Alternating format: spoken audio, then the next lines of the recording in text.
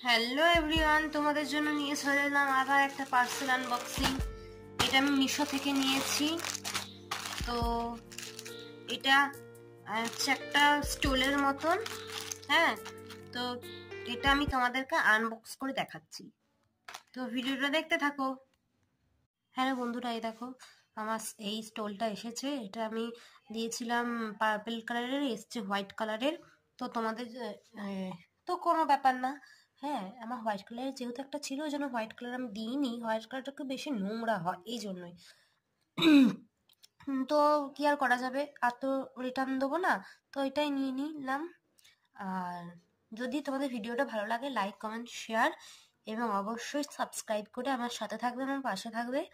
আর please আমার চ্যানেলে সাবস্ক্রাইবের পাশে যে বেল আইকনটা রয়েছে সেটা প্লিজ অন করে রেখে দিও, যাতে আমি যে কোনো ভিডিও পোস্ট করলে তোমাদের কাছে আগে চলে আসে।